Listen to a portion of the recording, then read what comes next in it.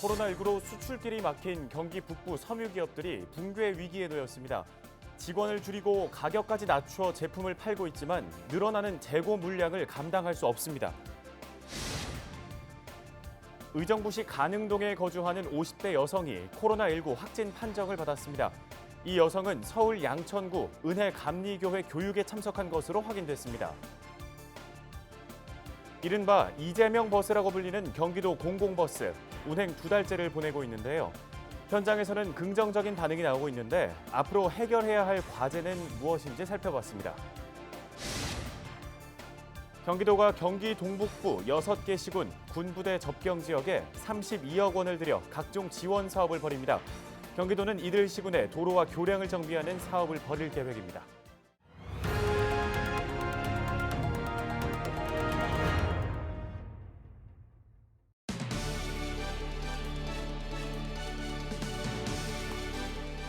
시청자 여러분 안녕하십니까? 헬로티비 뉴스 나라 시작합니다. 코로나19로 수출길이 막힌 경기 북부의 섬유 기업들이 붕괴 위기에 놓였습니다. 직원을 줄이고 가격을 낮춰서 제품을 팔고 있지만 늘어나는 재고 물량을 감당할 수 없습니다. 김호 기자가 취재했습니다. 의류 원단을 생산하는 양주의 한 섬유 업체입니다. 기계 소리로 시끄러워야 할 공장 내부가 조용합니다. 원단을 짜야 하는 기계는 대부분 멈췄고 일부 기계만 가동하고 있습니다. 코로나19로 수출길이 막히면서 공장 가동이 사실상 중단된 상태입니다. 이 기계는 얼마 전까지 세계적인 스포츠 브랜드 제품에 들어가는 원단을 생산했습니다. 하지만 이렇게 보시는 바와 같이 주문이 끊기면서 현재는 가동이 중단된 상태입니다. 100여 대의 기계가 24시간 가동하며 원단을 생산했지만 지금은 10대도 채 안 되는 기계가 작동하고 있습니다. 예전에는 일이 좀 많았는데요. 요즘에 현저하게 일이 줄어가지고 옛날 같은 경우 일요일도 일하고 특근도 하고 많이 했었는데 요즘엔 거의 일이 없어요. 거의 평일날도 거의 일이 많이 없어요. 이 때문에 하루 8톤 이상 생산되던 원단은 1.6톤으로 80%나 감소했습니다. 창고에는 팔리지 않은 원단이 가득합니다.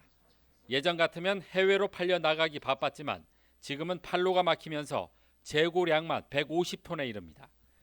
공장 운영을 위해서는 당장 재고 물량의 70% 이상은 처분해야 합니다. 궁여지책으로 판매 가격을 낮춰 일부 물량은 정리했지만 역부족입니다. 7, 80톤은 이렇게 좀 쳐야 될 상황인데 키로에 한 7, 8천 원 가는 원단인데도 1,500원에도 안 가져가는 상황이죠. 지금 재고가 너무 가져가는 업체들도 포화 상태니까 안 가져가는 상황입니다. 코로나19로 경기도 내 섬유 기업의 평균 피해액은 13억 원에 이르는 것으로 조사됐습니다. 수출업체들이 대부분이어서 앞으로 바이러스 확산이 계속되면 문을 닫아야 하는 업체가 잇따를 전망이어서 특단의 대책이 필요한 상황입니다. 정부의 어쨌든 정책 자금이 좀 필요할 것 같고요. 그리고 코로나19 사태 이후에 비대면 서비스를 기업과 기업 간의 거래, 기업과 소비자 간의 거래에 대한 비대면 서비스가 활성화되어야 된다고 생각합니다. 국내 최고의 섬유업체가 위치한 경기 북부 지역. 코로나19가 장기화 조짐을 보이면서 산업 자체가 붕괴될 위기에 빠졌습니다.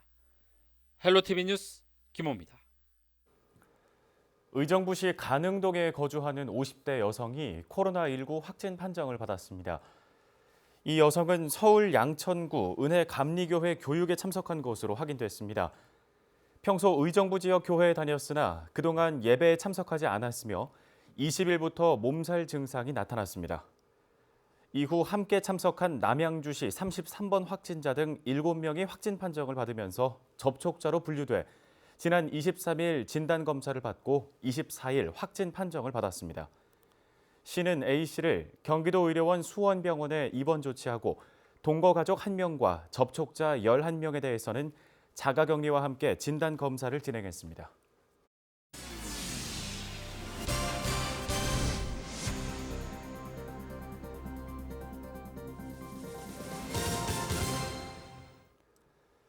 경기도가 경기 동북부 군부대 접경 지역에 32억 원을 들여 각종 지원 사업을 벌입니다. 지원 대상 시군은 연천군과 양평군, 동두천시, 포천시, 김포시 등 6개 시군인데요. 경기도는 이들 지역의 도로 정비와 각종 안전시설 확충, 교량 보수 등 총 26개 사업을 진행할 계획입니다. 이번 지원 사업은 특별한 희생엔 특별한 보상을 해야 한다라는 차원에서 이뤄진 것으로 경기도는 지난 2017년 관련 조례를 제정해 군부대 접경 지역의 각종 지원 사업을 진행하고 있습니다. 양주 아트센터 건립 사업이 최근 기획재정부의 예비 타당성 조사를 최종 통과했습니다. 양주시가 역점 사업으로 추진 중인 양주 아트센터는 양주 역세권과 인접한 유양동 일대 3만 3천여 제곱미터 부지에 지하 1층, 지상 2층 규모로 건립됩니다. 962석 규모의 대공연장과 300석 규모의 소공연장 등 공연시설과 전시시설, 문화 편의시설 등 복합 문화예술시설이 들어설 예정인데요. 시는 조만간 개발 제한구역 해제와 도시관리계획 변경 등의 행정 절차에 착수하고 2024년 준공을 목표로 사업을 본격화할 계획입니다. 포천시는 구를마을이 국토교통부 소규모 재생사업에 선정됐다고 밝혔습니다. 앞서 시는 지난 3월 영북면 운천리, 분단의 아픔과 수복의 감동적 역사가 함께하는 구를마을이라는 내용을 접수했습니다. 구를마을은 총 사업비 4억 원으로 구를마을 골목 탐방길 및 소규모 포켓광장을 조성하고 움타리 공동체 활동 거점센터 조성 등 공동체 프로그램을 운영합니다. 또 수복의 영웅, 독수리 유격대의 서바이벌 영북 Y리그전 운영과 소년소녀에게 이로운 봉사단, 소리봉 돌봄 유격대를 운영할 예정입니다. 경기도가 건설공사의 투명한 입찰을 위해 페이퍼 컴퍼니에 대한 단속을 강화해 효과를 거둔 것으로 파악됐습니다. 경기도는 지난해 10월부터 페이퍼 컴퍼니에 대한 사전 단속 제도를 시행해 42개사를 적발했다고 밝혔습니다. 또 사전 단속 제도를 시행한 결과 페이퍼 컴퍼니의 입찰 응찰률이 22% 줄었다고 덧붙였습니다. 경기도는 페이퍼 컴퍼니 사전 단속제가 효과를 거둔 만큼 시군에 확대할 방침입니다. 다음 소식입니다. 이른바 이재명 버스라는 별명이 붙은 경기도의 공공버스, 운행 2달째를 보내고 있습니다. 현장 반응은 어떨지 경기도의회 건설교통위원회 소속 권재형 의원과 얘기 나눠보겠습니다. 의원님 안녕하십니까? 네, 안녕하세요. 경기도의회 건설교통위원회 소속 권지영 도의원입니다. 네, 경기도와 관할시군이 서비스를 책임지고 있는 경기도의 공공버스, 의정부에는 G6000번이 운행되고 있고 운행 2달째를 맞았는데요. 현장의 반응은 어떻습니까? 현재의 의정부 노선은 의정부 신동초등학교에서 출발해서 잠실 광역환승센터까지 배차 시간이 한 15분에서 30분 간격으로 평일 기준 8대가 운영되고 있고요. 예. 서울 도심으로 50분 이내에 출퇴근이 가능하여 서울 도심지 대중교통 접근성도 크게 향상되었으며 서울로 출퇴근하시는 시민들께서 출퇴근 불편이 다소 해소되었다는 좋은 반응을 보이고 계시고 있습니다. 네, 서울과의 접근성이 좋아지면서 좋은 반응들을 얻고 있다고 하니까 반가운데요. 보완돼야 할 점은 없을까요?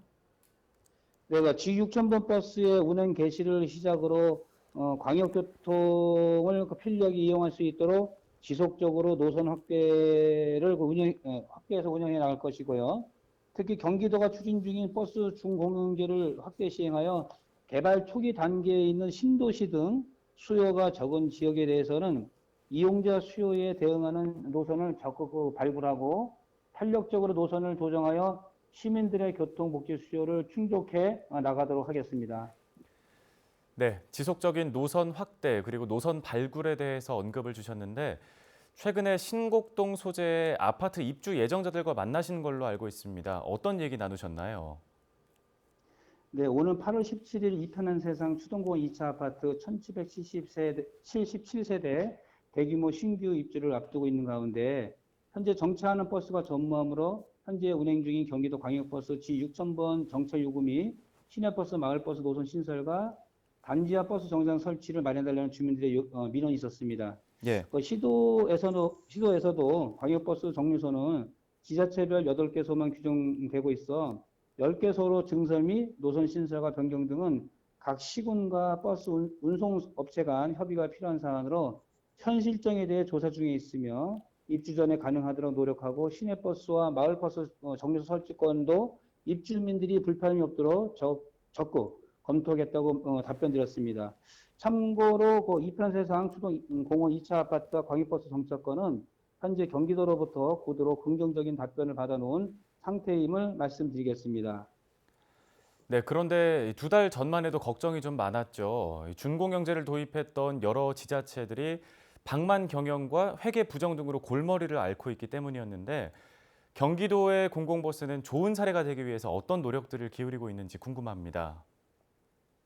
예, 저희 그 경기도형 중공영제인 그 노선 입찰제는 담합업체 신고제도, 담합 적발 시 강력한 페널티를 부여해서 입찰 참가 시 청령 서약서 작성 등의 담합 방지 장치를 사전에 강구하여 담합을 강력하게 예방하도록 하고 있습니다. 예. 노선 재계약에 따른 그 독점화 우려를 방지하기 위해 그 저희 경기도의회에서는 조례 개정을 통해서 한정 면허에 대한 계약 및 갱신 조건을 구체적으로 규정하고 있으며 서비스 품질을 계약 조건에 포함시키는 안전장치를 마련하고 있습니다. 그리고 가장 중요한 회계 부정과 관련하여서 그 버스 회사의 투명성 확보를 위해 외부 회계 전문 기관이 각각 버스 회사에 대한 회계 감사를 매년 실시하도록 의무화하고 운행과 경영 실태도 점검하도록 하고 있습니다. 그래서 회계 감사와 경영 실태 조사 결과를 버스 회사 평가에 반영해 성과 이윤을 차등 지급하여서 자발적인 원가 절감과 경영의 투명성을 유도하고 있습니다. 이번 시범 사업을 통해 나타난 문제점을 앞으로도 계속해서 적극 보완할 계획이 있습니다. 네. 대중교통이 자가용보다 더 편리한 경기도를 만들겠다. 경기도의 약속이었는데요. 앞으로도 도민들의 교통복지를 위해서 더 많은 노력 부탁드립니다. 오늘 말씀 감사합니다. 네, 감사합니다. 수고하셨습니다.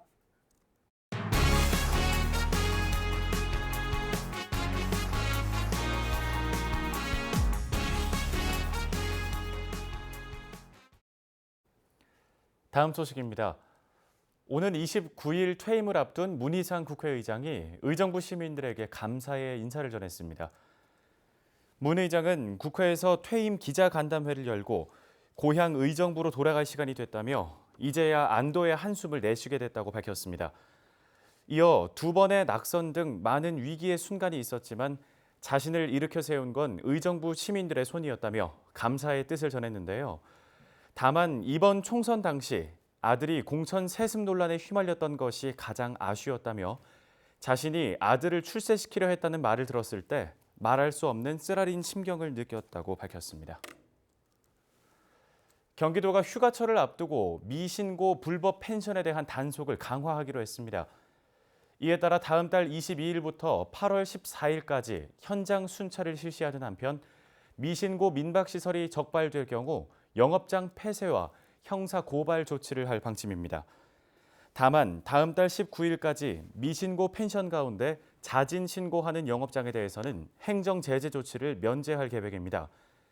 한편 올해 초 강원도 동해시에서 불법 펜션에서 가스 폭발로 9명의 사상자가 발생하는 등 미신고 숙박업소에 대한 주의가 요구되고 있습니다. 양주시는 25일부터 28일까지 4일 동안 농가 등에 방치된 폐 농약을 집중 수거합니다. 시는 잔여 폐 농약의 수거 처리에 대한 수요 증가와 더불어 적정 처리 체계가 없어 발생하는 토양, 수질 등 환경 오염 및 안전 사고를 사전에 방지하기 위해 이 같은 사업을 실시한다고 밝혔는데요. 폐 농약은 보유 농가에서 외부로 유출되지 않도록 밀봉해 가까운 읍면행정복지센터 지정 장소에 배출하면 오는 29일 전문 처리 업체를 통해 안전하게 처리됩니다.